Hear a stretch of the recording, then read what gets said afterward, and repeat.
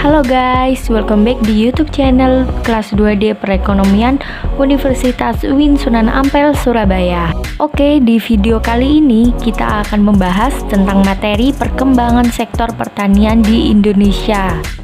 Nah, tapi sebelum kita masuk ke materinya, kenalan dulu yuk sama kelompok 1. Di sini ada Andini Putri Maulidiah, ada Ahmad Fido Ramadhani, ada Devira Al-Azro dan Fahriyadi Ainiyah.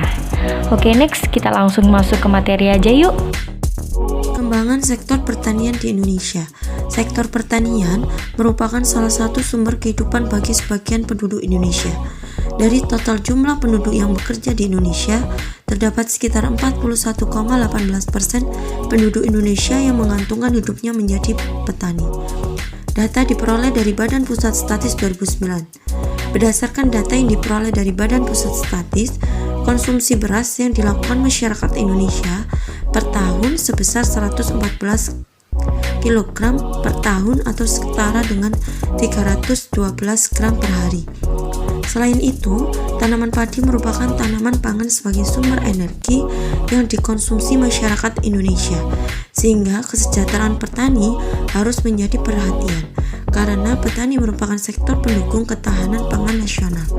Pada bulan April 2016, penyumbang deflasi dari kelompok pangan mencapai angka 0,94%.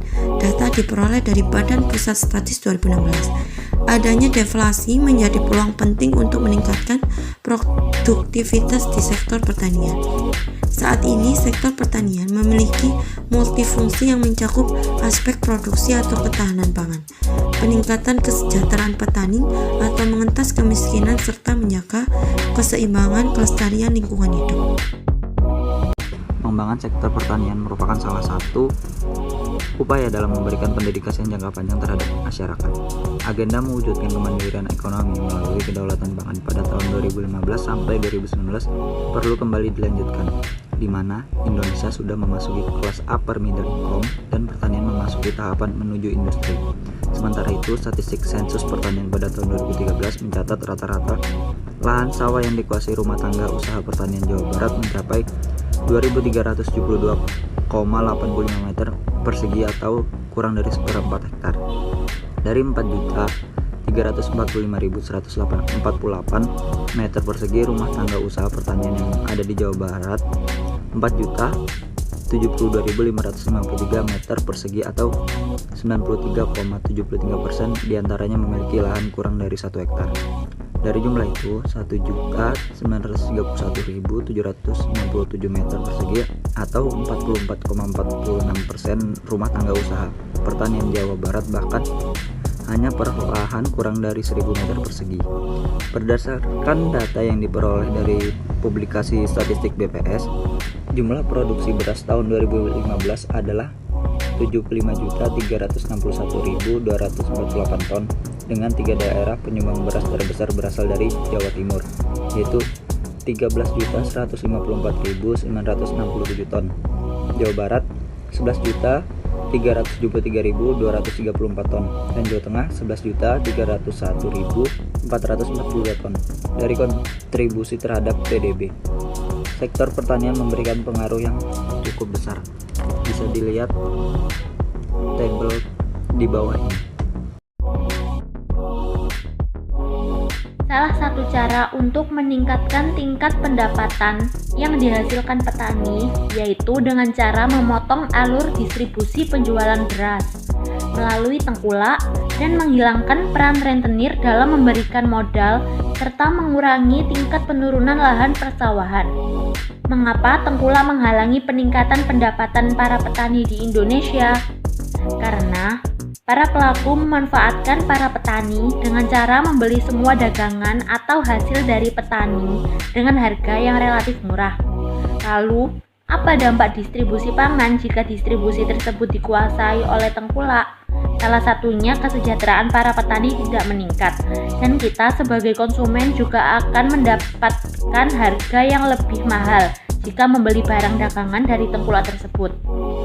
Dalam konteks ini, menciptakan lahan pertanian abadi dan peningkatan kesejahteraan petani atau pengentasan kemiskinan merupakan tujuan ganda yang bersifat inklusif dengan peningkatan kesejahteraan petani yang ada di Indonesia, di mana para petani menjual hasil panennya tersebut langsung ke pelanggan seperti restoran, hotel, dan masyarakat perkotaan. Hal tersebut dapat dicapai dengan memanfaatkan teknologi sistem informasi untuk dapat memudahkan serta menghubungkan secara langsung antar petani kepada konsumen. Dalam meningkatkan sektor pertanian di Indonesia, dibutuhkan salah satu sistem pertanian baru yang sesuai dengan syariah, mengelola secara baik dan sinergis yang mencakup fungsi koordinasi, perencanaan, implementasi, dan pengendalian sistem pertanian secara inovatif dan sistematik melalui pemanfaatan jejaring, informasi, dan teknologi yang terpimpin secara terpadu dengan peran serta masyarakat, pelaku atau asosiasi, industri, akademisi, dan pemerintah yang memiliki tujuan, proses, dan kepentingan bersama dalam rangka meningkatkan kualitas hasil pangan serta kesejahteraan petani. BMT atau Baitul Mal wa Tamwil merupakan salah satu lembaga keuangan syariah yang bersinergitas dengan pemerintah daerah serta pemerintah pusat dalam melaksanakan sistem yaitu Syariah Agraria Management Organization atau disebut juga dengan SAMO, yang memiliki fungsi untuk mengkoordinasikan pertanian yang ada di seluruh Indonesia.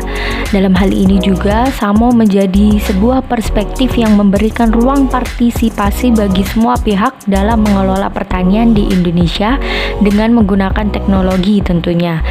Tidak dapat dipungkiri bahwa internet sudah menjadi bagian dari kehidupan manusia yang tinggal di kota-kota besar. Beragam aktivitas sehari-hari dilakukan dengan dukungan teknologi ini. Sebut saja untuk berbelanja, belajar, bekerja, mencari jalan, mempromosikan usaha, berkomunikasi, dan sebagainya. Asosiasi Penyelenggara Jasa Internet Indonesia atau APJII bersama Puskakom UI pada tahun 2015 merilis hasil survei profil pengguna internet Indonesia yang menjabarkan berbagai data atau statistik tentang pengguna internet di Indonesia, seperti jumlah pengguna internet di Indonesia sebarannya, perangkat yang digunakan untuk mengakses, dan sebagainya. Salah satu temuan yang menarik adalah sebuah fakta bahwa pengguna internet di Indonesia sudah mencapai angka 88,1 juta. Oke guys, sekian penyampaian materi kami dari kelompok 1 untuk video kali ini. Mohon maaf jika ada kesalahan kata, kurang nyaman dalam penyampaiannya, maupun typo dalam penulisan teks materinya. Jangan lupa buat like, comment, and subscribe ya. See you on next video. Goodbye.